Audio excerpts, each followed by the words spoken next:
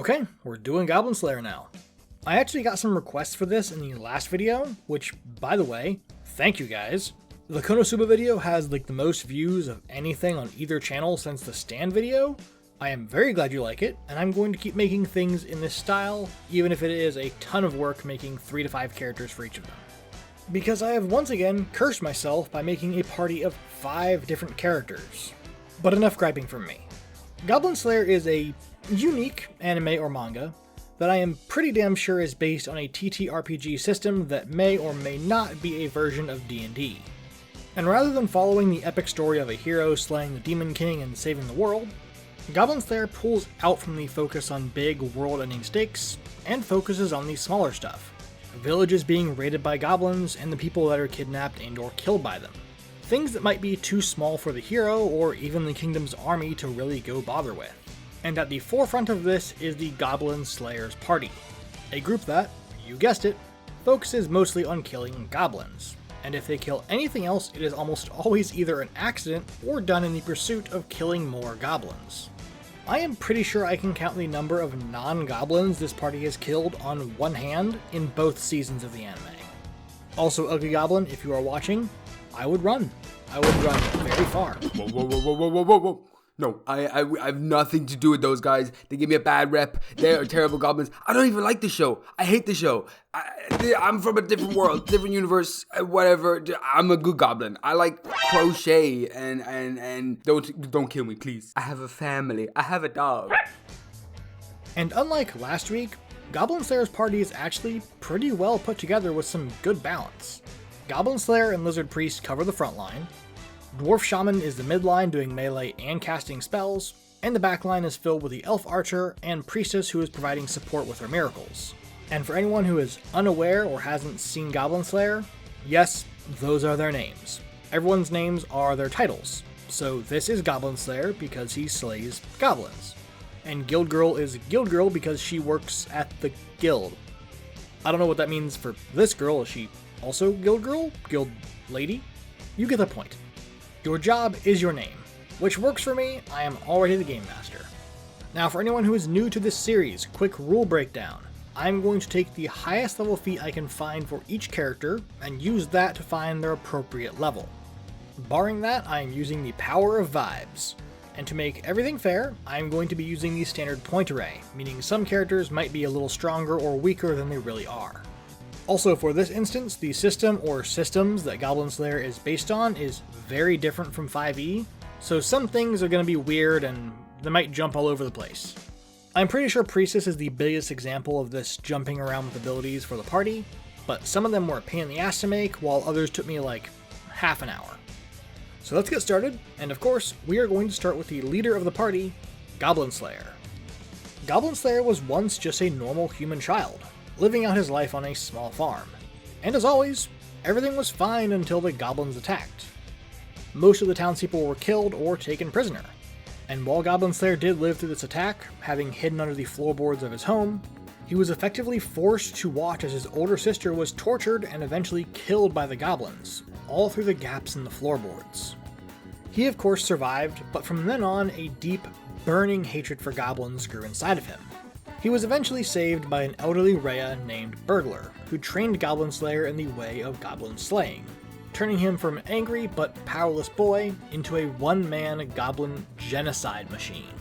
He learned everything he could about how goblins worked, how they fight, how they live and die, specializing his gear for hunting goblins. A short sword for easy use in caves, a round shield for extra defense while keeping it light and as an extra weapon, and rather than going with full plate armor to be extra sturdy, Goblin Slayer goes with a mix of leather and what looks to be half-plate armor, along with plenty of other things, ranging from throwing knives to spears, bottles of gasoline, and plenty more things. Goblin Slayer will and has killed a goblin with anything and everything, up to and including a wig. Well, he did his best. So taking all of this into mind, this is what I came up with. Goblin Slayer is a human, as per usual, and because regular human sucks, variant human with the alert feat. Goblin Slayer is always ready to kill goblins, even if he is asleep when they show up, because he is literally always ready for a goblin attack. Slight off-script tangent, I think that's one reason why he wears the helmet, both to conceal his eyes so that goblins and other people can't tell when he's asleep, But something else, I think, is it mimics the view he had from the floorboards, since he can't let go of that moment. I have no clue if that is a thing, it's just a thought that popped into my head while I was binging the entire show. Back on script. Now, given Goblin Slayer's many years of living with the Rat Man who isn't a Rat Man, plus his lack of pretty common knowledge for how stuff works, I think the Outlander background fits him perfectly. His sets are also actually not quite what I thought they would be at first, but he does tend to use lighter weapons, only resorting to a club when his sword is broken or missing. So I went with this. His highest stats are Dex and Wisdom, followed by Con, Strength, and then finally Intelligence. He also dumps Charisma because I swear, half this guy's lines are, "Yeah, goblins. Yeah, I see. Yeah, goblins. Goblins. Goblins. Goblins. Goblins. Goblins. I see. Goblins." Goblin Slayer is also pretty short and to the point, and it takes him quite a long time to actually open up and take other people's feelings into account whenever he's talking to them or taking them on a quest. I also went ahead and put the 2+1s he gets from being a variant human into Dexterity and Constitution. But don't worry, his strength will be rounded out a little bit before the end of this build. Before we can do any ASIs though, we need to pin down exactly what Goblin Slayer is. And I think that is pretty easy given what we know. He is proficient in just about every weapon, and he has been hunting goblins for so long that he's kind of become a boogeyman for goblins. Which for me, leads me to just one build. A mix of Ranger and Fighter. Ranger for the obvious favorite enemy of goblinoids, which includes pretty much every type of goblin, and Natural Explorer for favorite terrain of caves and the Underdark.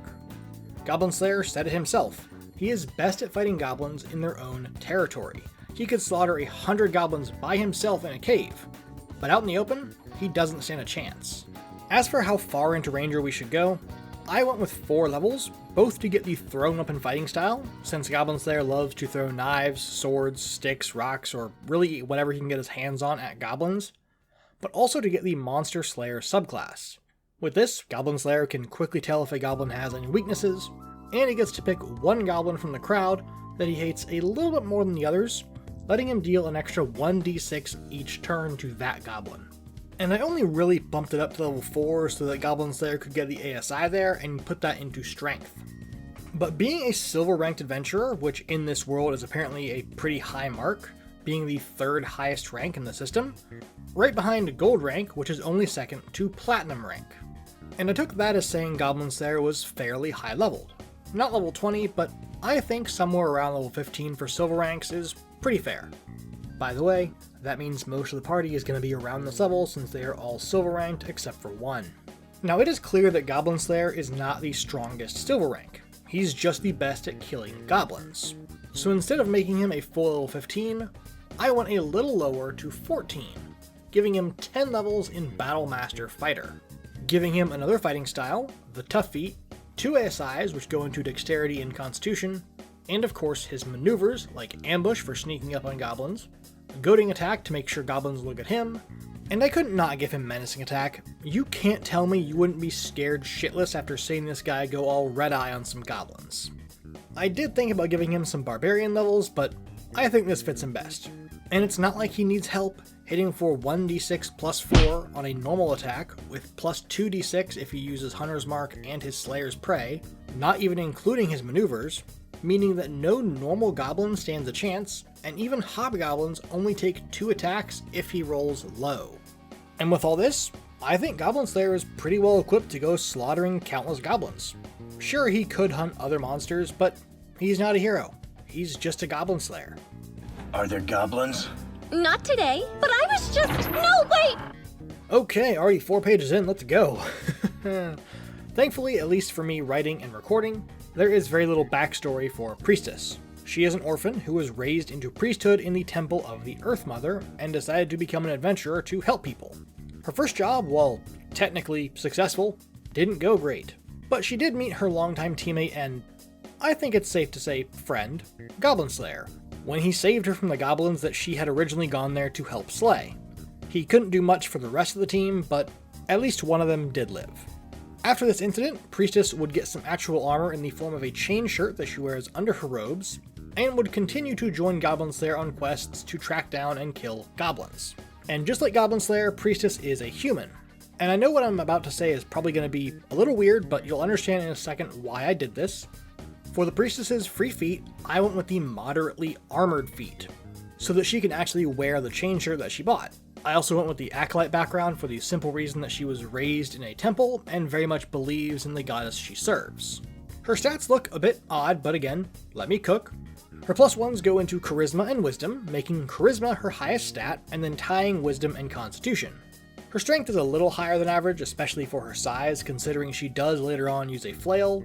I also think her intelligence is okay, she can read and write, but she's also kinda clumsy, so I'd had her dump Dexterity. Now here's the part where things get kinda weird. In Goblin Slayer, spellcasters are a lot weaker in terms of how many spells they can cast per day. Priestess can only cast 3 spells a day, which at first kinda had me scared. I didn't want her to be a level 1 cleric going in with Goblin Slayer, since that would not only suck, but make 0 sense with the spells that she can cast. But when I looked at the other casters in the party, Dwarf Shaman and Lizard Priest, both are silver ranked and can only cast 4 to 5 spells a day. So I was going to abandon the limited spell thing, but I wanted a little nod to it, and this was also part of an effort to both get the spells I wanted for her, and not have a party full of clerics. So as odd as this might sound, I made Priestess a Celestial Warlock with the Pact of the Talisman to fit her support role. This means that she can be as high as level 11 and still get only 3 to 4 spells before needing to rest. Now, level 11 might seem pretty high for a girl in the middle of the pack when it comes to her rank, or maybe not depending on your definition of middle. But I wanted to make sure that I got as many of her spells as I could, since she has so few. Only a total of 6 spells including Holy Light, Healing, Protection, Purification, Silence, and Sanctuary, which I think I got some pretty good comparisons for each one. Like her Holy Light spell, which at first I thought might just be the light cantrip until I saw it sear the retinas out of these goblins, and also seems like it can last a good while, especially when she attached it to the tail of this swamp dragon thing. Minor Healing is just Cure Wounds, or maybe even Healing Word. And then there's the big ones, Protection, which has multiple uses, and Purify. Protection has been used to block goblins, arrows, fireballs, giant demon hands, or here it looks like an aura around the party members to protect them individually. It's also used to squish a goblin between 2 casts of the spell. Purify is a little easier, removing impurities and even turning dirty blood and other liquids into pure, clean water. Like, I don't know, let's say all of the blood in this goblin's body, which to me screams the player asking for this in a dire situation, and the DM, and by extension their goddess, giving them a one-time pass. Oh, and the goblin lived? How do you just survive all your blood being water? I'm pretty sure you'd be dead in less than a minute if all your blood suddenly turned to water. Now thankfully, most of these spells are pretty easy to get their direct counterpart, like Minor Healing to cure wounds, or really any other number of spells that fit the bill. Holy Light being Daylight, Silence being Silence, and so on. But 2 spells that punch her up to level 11 are Purify and Protection, like I mentioned before, which the best match for Purify is Greater Restoration, a 5th level spell that fixes just about anything with a person, and Purify food or drink. Not as strong, but still fitting. And Protection? Protection. A couple of spells fit this really well. Shield of Faith is a good one, but 2 spells fit a lot better. Those being Wall of Light and Wall of Force. Both are 5th level spells, but Warlocks only get access to Wall of Light. But if you have seen my other videos like this in the past, you know I am not opposed to giving a few spells that aren't necessarily on the person's list. Sorcerers sometimes get to make their own spells, and it's not super uncommon for a caster to somehow get access to a spell that they normally can't. So Wall of Force is going in her spell list, and you cannot in fact stop me.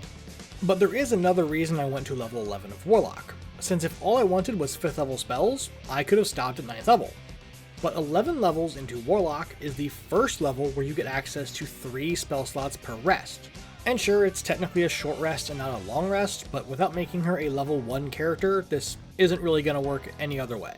And being a level 11 Warlock, Priestess also gets to grab 2 ASIs, which I used to max her Charisma out, since she's going to need it to deal with Goblin Slayer and the goblins. Also know she doesn't have any spells to revive people. Not only were Goblin Slayer and her not dead, but Sword Maiden cast the healing spell, not Priestess. Now if you don't want to do this whole Warlock deal, that is fine because it does technically turn Priestess into an Eldritch Blast machine, which Understandable. Alternatively, I would go with Divine Soul Sorcerer, or just make her a cleric. I was just really trying to avoid this party being 3/5 cleric.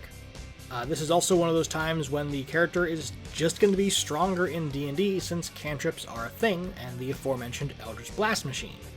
But even ignoring that, I think Priestess here is a good support, and once she gets over her nerves, she'll be a great leader if something ever does happen to Goblin Slayer. You get used to it.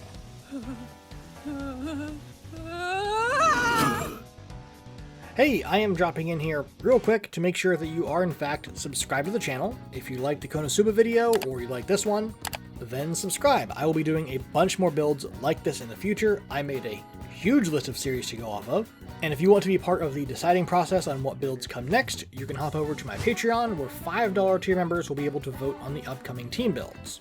I know $5 might be a bit much and we might drop it down in the future, but these are a ton of work. And while I'm not going to say that binging anime is hard, but once I get to the video game series or much longer anime, it might be. That on top of doing the actual building of the characters and filling out the files, it takes a lot of time. And if I keep getting teams like this, well, I might run out of internal storage space before I finish them. Also, feel free to leave any suggestions for team builds down below in the comments. I'm sure there are a ton that I do not have in my list, and I am happy to have more. Moving on down the line, we have the sassy High Elf Archer, who again, we have very little backstory for. On that note, I have not read Goblin Slayer Year 1. I think there is some more backstory for different characters in that, but I haven't had the time to read it. I already binged the entire 2 seasons of the anime before making these characters, and they only have so much free time. But to keep it short, Elf Archer here is effectively a princess. If her sister is named Elf Princess, and they are in fact sisters, then yeah, she is also a princess. So despite her rough and tumble and sometimes sassy nature, she is getting the noble background, even if she really doesn't act like it. Now this time her race is super easy, it's in her name, High Elf Archer. Hey, I said High Elf, that says Wood Elf. Okay, fine. While in Goblin Slayer they are called High Elves, from the look we get at their homes, how Elf Archer acts, and even how her arrows are tipped with wood instead of metal, this just screams Wood Elf to me. That means elf weapons are open to her, fleet of foot makes her faster, and she gets a +2 to her dex and a +1 to wisdom.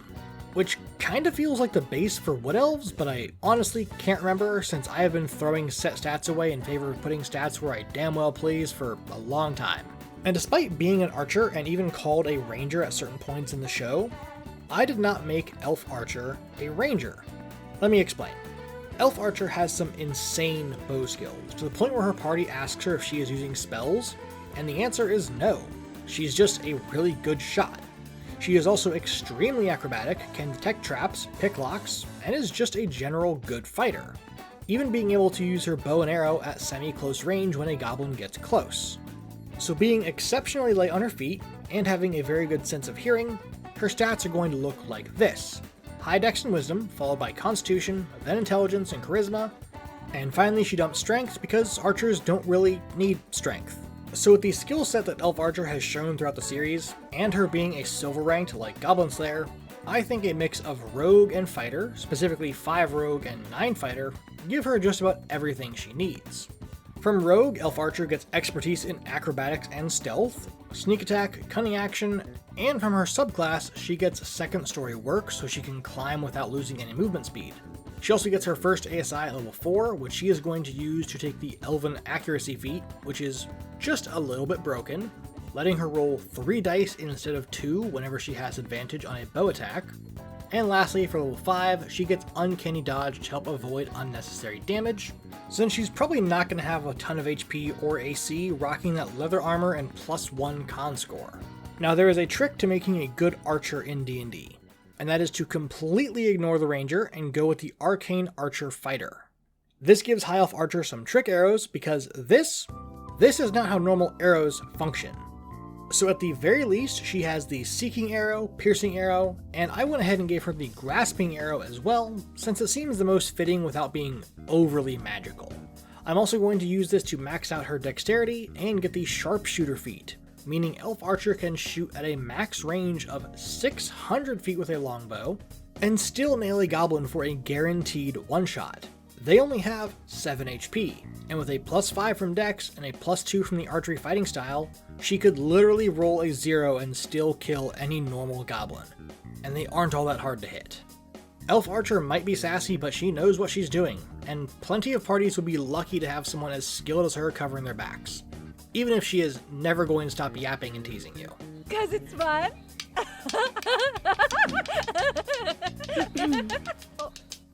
And we are jumping from the elf right to the dwarf, who by far gave me the most trouble and a migraine while building. Mostly because I was too stubborn to just make him a cleric. But also because his spells are kind of all over the place, and he's still pretty good at melee combat. And as for Dwarven Shaman's backstory, well, let me tell you, there is a detailed spot in his wiki just for this. Here we go. Dwarf Shaman became an adventurer to experience exotic tastes that could accompany his fire wine. A single sentence. That makes it easy for me. I gave him the sage background because, I'm really not sure, it just kinda seemed to fit. Clearly, Dwarf Shaman is a dwarf, but between Mountain and Hill Dwarf, I think giving him the extra hit points from Hill Dwarf fits him best, since the class I ended up going with already gives him plenty of armor. But before his class, stats. Dwarves are naturally a bit more muscular than other races. That combined with their low center of gravity makes them pretty brawny. He also likes to drop little bits of wisdom sometimes, like with the Wizard Boy, who we will not be building. Wizard Boy can stay sleeping in the guild hall where he belongs. The rest of his stats go like this. Maybe I should try and even these out a little bit in the future in some builds, but it's fine, not every character is going to be bad or good at everything. So, focusing on wisdom and strength, can you guess the class that I went with? Because it's not cleric, since I already talked about that, and monk really doesn't fit him either. I did at one point almost make him a Valor Bard with one of the builds, but that also didn't sit right with me, so... Are you done guessing? Because there's only really one option. A Druid. Yes, I don't normally like to make characters Druids unless they actually make use of Wild Shape, but everything else works really well. Like the spell list, for the most part, and the flavor. Lizard Priest often calls him Mage. So not a priest like him, but also clearly not a wizard like Female Wizard or Wizard Boy. And Druid gives him a lot of earth spells, letting him break the ground under goblins, throw rocks extra hard, tunnel through solid rock, or make rock walls. It sadly doesn't have the spell he uses the most in the series, Stupor, which is effectively the sleep spell, but he can get that from the Magic Initiate feat once he hits level 4. Now given what I said earlier about silver ranks, he is also going to be level 14, which means he has up to 7th level spell slots. So Dwarf here could effectively put out 17 D8 of sleep if he really wanted to, and if the DM lets him use a Druid spell slot for it, which on average rolls is between 80 and 90 HP, and up to 130 HP on high rolls, meaning that Dwarf Shaman could put between 13 and 20 goblins to sleep in one go. That's a lot of goblins. And sleep isn't concentration either, so he could do even more of this if he just uses some first level spell slots or second level spell slots. And being the only character so far to both not multiclass and be level 14, he gets 3 ASIs. The first one goes to Magic Initiate, like I said before, for the sleep spell, but the other two go into his wisdom and strength, since in this world, casters really need to be able to do some sort of melee combat if they want to last very long.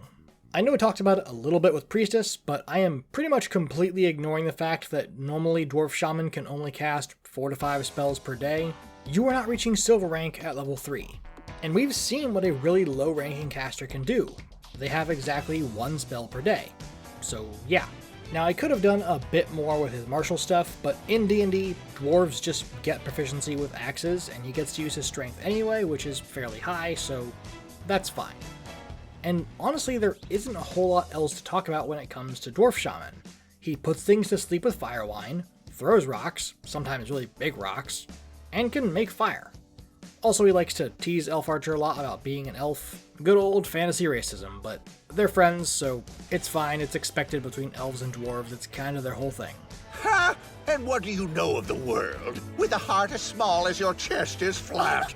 Okay, so you know how the dwarf was a pain in the ass for me to build? Well, Lizard Priest was the complete opposite. I knocked him out in like 10 minutes.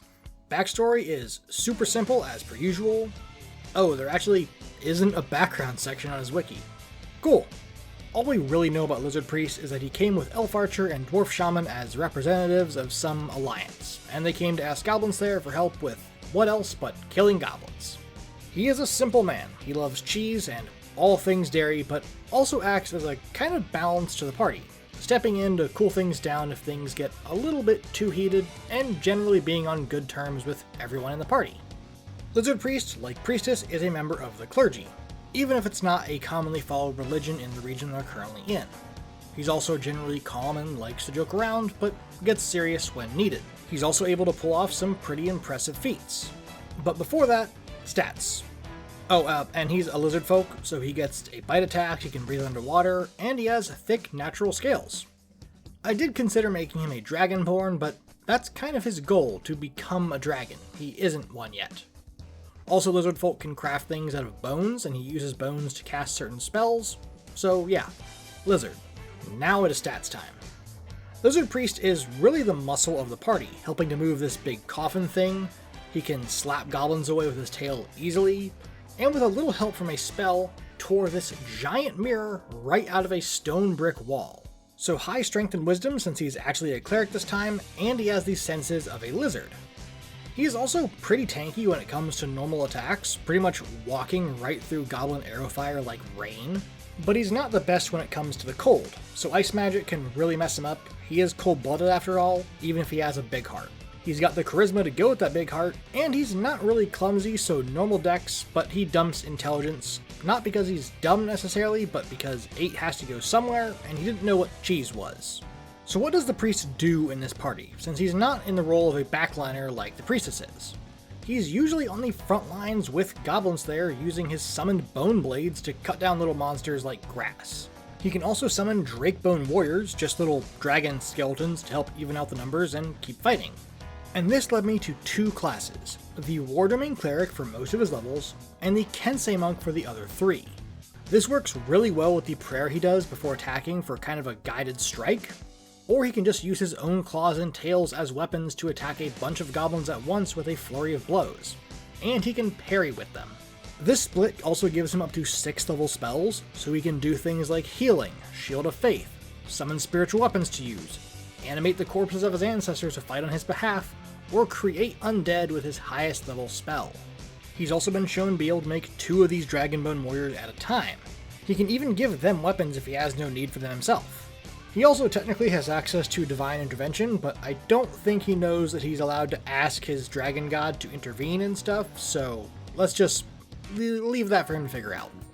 Lizard Priest is a valuable member of the party, helping to keep the front line pushed far enough up that the people in the back, mostly girls who the goblins are very eager to try and reach, can do their thing and keep everyone safe, picking off high-value targets and blocking passages or healing. He of course can heal in a pinch among other things, but he mostly uses his spells for weapons, summoning, or buffing up his already beefy muscles. Nectar! This is surely the nectar of the gods! I don't know why I gave myself another 5-member party here, but these were fun to make, outside of Dwarf. I know I lost a little bit of steam here at the end, but at this point I have been writing this script for a few hours and my brain hurts.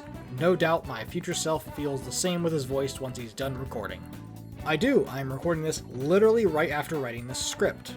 But that about does it. Thank you so much to my testers for helping me iron out these builds. Dwarf Shaman has given me a new hatred for the job title, but I think it's a pretty good team and it would be fun to play. Thank you also to my patrons. If you sub on my Patreon, you will be able to see your name right here in the credits of each video. I will have some higher tiers available as well, so if anyone's in those, you'll see your name there.